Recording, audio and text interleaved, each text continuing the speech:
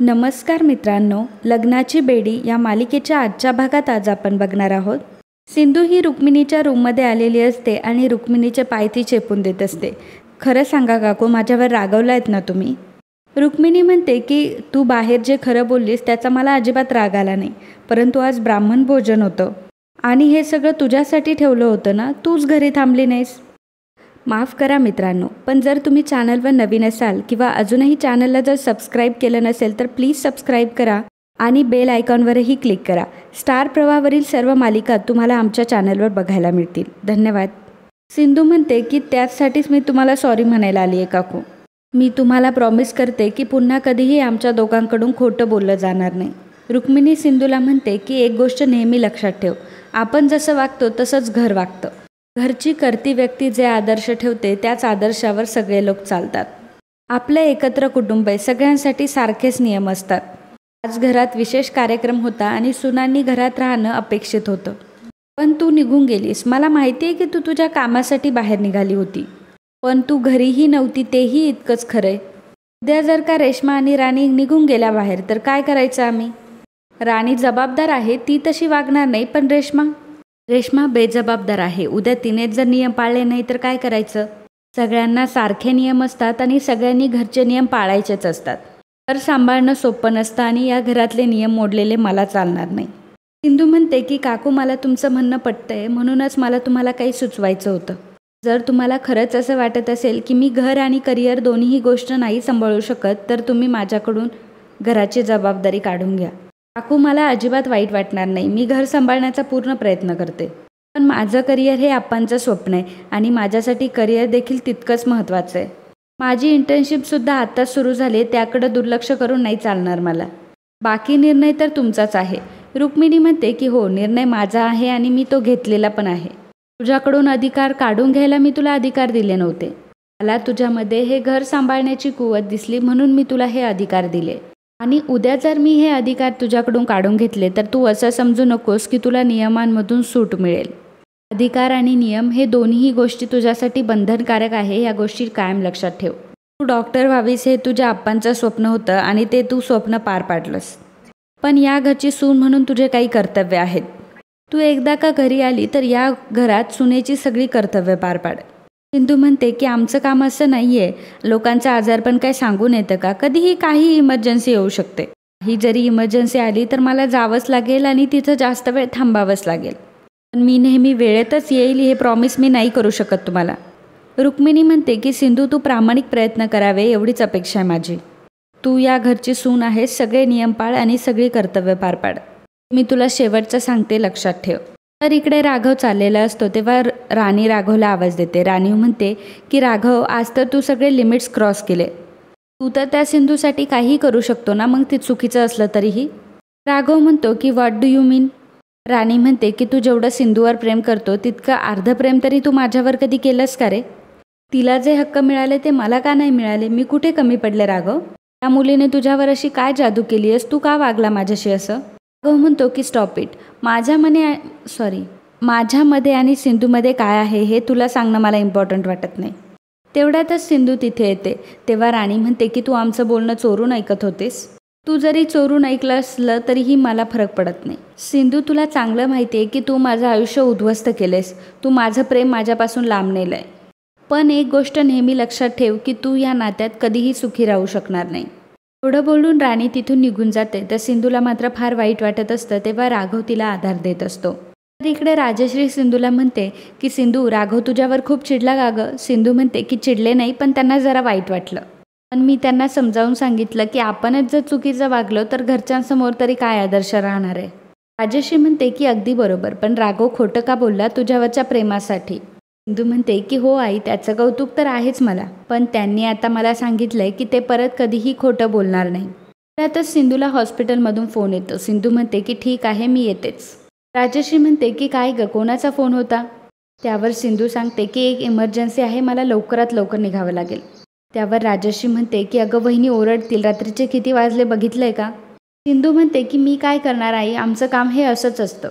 एका बसचा ॲक्सिडेंट झालाय, खूप माणसं गंभीर आहेत आणि रात्रीची वेळ असल्यामुळे डॉक्टरसुद्धा कमी आहेत.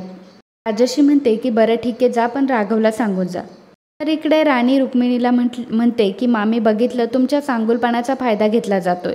तुम्ही तिला थोडीशी सूट दिली तर ती तुमच्या डोक्यावरच नाचायला लागली. ते रात्री अपरात्री बाहेर जाणं काय असतं? बाहेर कोणी जर बघितलं तर काय म्हणतील लोक? लोक म्हणतील की रत्नपारखींच्या सुना अशा बाहेर जाऊन कामं करतात अपरात्री. मामी मला सांगा, जेव्हा मी या घरात आले होते तेव्हा तुम्ही मला बसून सगळे नियम सांगितले होते ना? तुम्ही तर मला तेव्हाच सांगितलं होतं की या घरातल्या सुना बाहेर जाऊन काम करत नाही. मग सिंधूसाठी वेगळे नियम का? या घरातल्या प्रत्येक व्यक्तीसाठी वेगवेगळे नियम का आहेत मामी? आणि असं असेल तर मला हे अजिबात चालणार नाही. मी आणि रेश्मासुद्धा आम्हीसुद्धा बाहेर जाऊ आणि बाहेर भटकत बसू. आणि तुम्हाला खोटं सांगू, पण आम्ही बाहेर जाणार. कारण तसंही सिंधू आपल्याला सांगून जाते की ती बाहेर जाते, पण बाहेर जाऊन ती काय करते हे आपल्याला कुठं माहिती आहे. तसंही सिंधूला पार्ट्या करायला खूप आवडतात. बाहेर जाऊन करत असेल ती पार्ट्या. आठवतं आहे ना आपल्याला त्या दिवशी तिने पार्टी करायला भाग पाडलं? मग आत्ताही ती पार्ट्याच करत असेल. फक्त सांगायचं काम केलं, बाकी तुम्ही. त्यावर रुक्मिणी म्हणते की बाकी काय करायचं ते मी बघते, तू आता इथून निघून जा. तर राणी तिथून निघून जाते. तर इकडे रुक्मिणी सिंधूला फोन करत असते, परंतु सिंधू इमर्जन्सीमध्ये असते. सिंधू पहिल्यांदा रुक्मिणीचा कॉल घेत नाही. नंतर रुक्मिणी सारखाच तिला कॉल करत असते. त्यामुळे सिंधू कॉल उचलते आणि म्हणते की काकू मी खूप इमर्जन्सीमध्ये आहे, मी तुम्हाला नंतर फोन करते. रुक्मिणी म्हणते की मला तुझं आता काहीही ऐकायचं नाही, तू ताबडतोब घरी निघून ये. सिंधू विचारते की काकू काय झाले, घरी काय प्रॉब्लेम झालाय का? रुक्मिणी म्हणते की घरी असं काय घडायला हवं की तू ताबडतोब घरी निघून येशील? सिंधू म्हणते की काकू मी असं नाही म्हणते, पण प्लीज मला एकदा सांगाल का काय झालंय? त्यावर रुक्मिणी विचारते की तू कोणाला विचारून बाहेर पडली सांग मला. त्यावर सिंधू म्हणते की मी राघव सर आणि आईंना विचारूनच बाहेर पडले होते. इथे हॉस्पिटलमध्ये एक इमर्जन्सी आली आहे, डॉक्टर कमी आहेत म्हणून मी इकडं आली आहे. रुक्मिणी म्हणते की सिंधू मला काहीही ऐकायचं नाही आहे. मी तुला दिलेल्या जबाबदाऱ्यांसोबत तू असं वागणार असशील तर मला हे अजिबात चालणार नाही. मी म्हटले ते सगळं तू ऐकलं पाहिजे आणि आता मी तुला सांगते की ताबडतोब तू घरी निघून ये. सिंधू म्हणते की काकू सॉरी, पण मला आता इथून निघणं शक्य होणार नाही आहे. ते खूप पेशंट आहे, त्यांना लागलंय, मला त्यांना असं सोडून नाही येता येणार. रुक्मिणी म्हणते की मी तुला विचारत नाही, मी तुला सांगते, कळतंय का तुला? मी तुला आता शेवटचं सांगते की तू घरी परत ये. सिंधू म्हणते की सॉरी काकू, पण मी इथून आता घरी निघू शकत नाही, सॉरी. एवढ्यातच डॉक्टर येतात आणि म्हणतात की सिंधू हे काय आहे, तू फोनवर का बोलतीयस? इथं इमर्जन्सी आहे आणि तू फोनवर बोलतीये. तोपर्यंत सिंधूने रुक्मिणीचा फोन कट केलेला असतो. राणी मात्र बाहेरून खिडकीतून सगळी मज्जा बघत असते.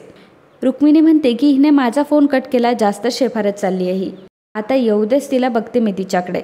राणी म्हणते की मामी हीच तर गोष्ट मी तुम्हाला सांगत होते की तुमची निवड आता चुकली आहे ते. तर इकडे ऋतुजा ही आरशासमोर उभी असते. त्याच वेळी ऋतुराज बेडवर बसतो, परंतु त्याच्या छातीत दुखत असतं आणि अचानकपणे त्याच्या छातीत खूपच जास्त पेन व्हायला लागतं आणि तो छाती चोळायला लागतो. ऋतुराज हा जोराजोराने ओरडत असतो. ते बघून ऋतुजा मात्र फारच घाबरते. ऋतुजा मोठमोठ्याने ओरडते, त्यामुळे घरातले सर्वजण तिथे येतात. ऋतुराजला मात्र फारच दुखत असतं.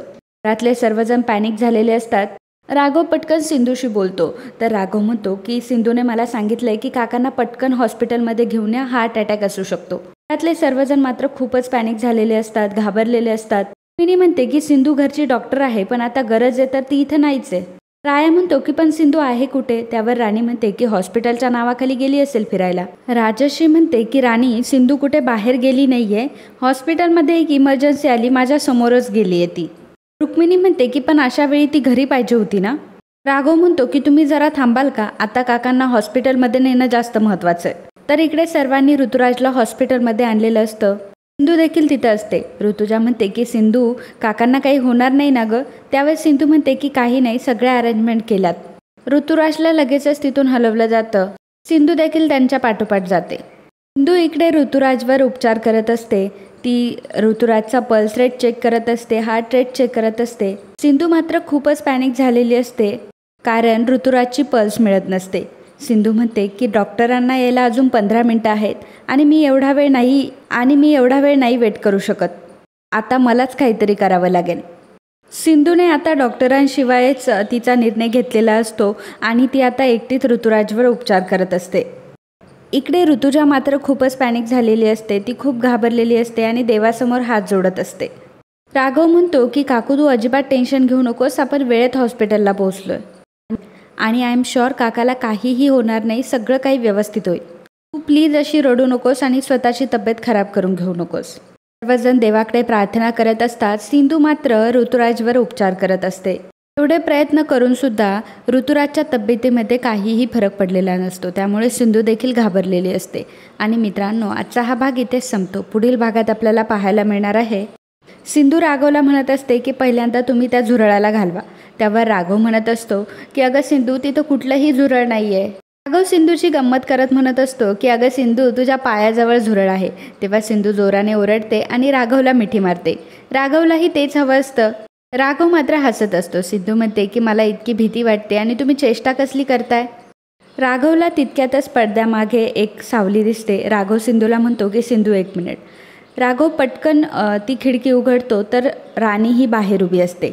राणीला बाहेर बघून राघवला मात्र खूप राग आलेला असतो आणि राणी त्या दोघांचं बोलणं ऐकत असते. तर मित्रांनो, आजचा हा भाग इथेच संपतो. असेच लग्नाची बेडी या मालिकेचे अपकमिंग एपिसोड बघण्यासाठी आत्ताच आपल्या चॅनलला सबस्क्राईब करा. आणि आजचा हा व्हिडिओ तुम्हाला आवडला असेल तर व्हिडिओला लाईक आणि कमेंट करायला अजिबात विसरू नका. धन्यवाद.